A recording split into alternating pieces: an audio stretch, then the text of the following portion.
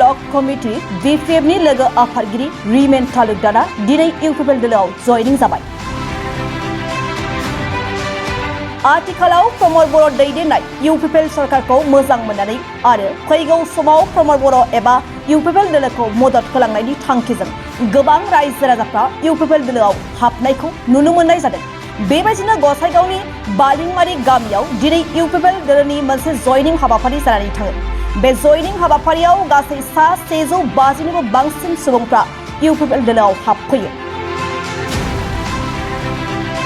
मख'नो गोनांदि बे जयनिं हाबाफारियाव सराइबिल ब्लक कमिटि BPFनि लोगो आफादगिरि एबा बालिंमारि गामिनि बारगु BCDC मासिगिरि रिमेन तालुकदारजों लोगोसे गासै 150निबो गोबांसिन BPF दोलोनि सोद्रोमाफोरा इउपिपिएल दोलोआव जयनिं जाफैयो। बे जयनिं हाबाफारियाव गसाइगाव जिल्ला इउपिपिएल दोलोनि आफादगिरि अनिनन्द बसुमतारी लोगो आफादगिरि डक्टर रामतानु ब्रह्ममोनजों लोगोसे इउपिपिएल दोलोनि गोबां बिबानगिरिफ्रा बाहागो लायो।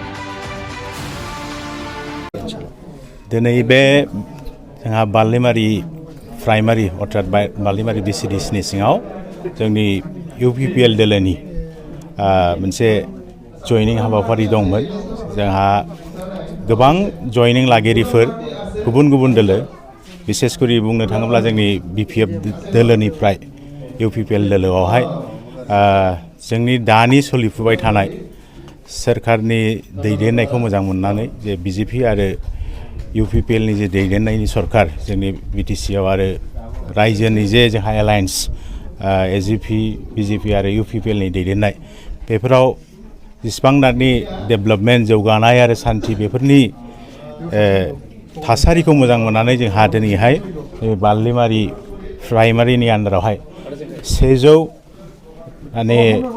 180नि खाथि 76 माने जइन जाफैदों। दा बेहाय मख'नो गोनांदि BPFनिनो नैबे सराइबिल ब्लकनि सिङाव थानाय माने सासे भाइस प्रेसिडेन्ट बिथां आरो बिथाङा आगुनि सोरखाराव BCDCनि चेयारमेनमोनबो। बेजों लोगोसे नैबे बालिमारि प्राइमारिनि मावथि आरो सेक्रेटारि लेभेलनि आरो गोबां BPFआवहाय नैबे बालिमारि प्राइमारिनि सिङाव थानाय BPFनि खुंथायनि समावहाय एक्टिभ रल लाबोनाय बिथांमोनहा BPFनि जे मिरौ जिरौ अबस्थाखौ नुनानै आरो दानि साबसिन जे सान्थिनि जे सरकार बेखौ नुनानै मोजां मोननानै जइन जाफैदों आरो जाहाथे फैबाय थानाय समफ्रावबो प्रमद बर'खौ गोख्रों बिथांखौ गोहोगोरासिन खालामबावनानै नैबेनि जे दानि सरकार बेखौ फैबाय थानाय बोसोरफ्रावबो जाहाथे मोनफिननो हायो बेखौनो बिथांमोना फोरमायदों। दा जों बेखौ आसा लादों आरो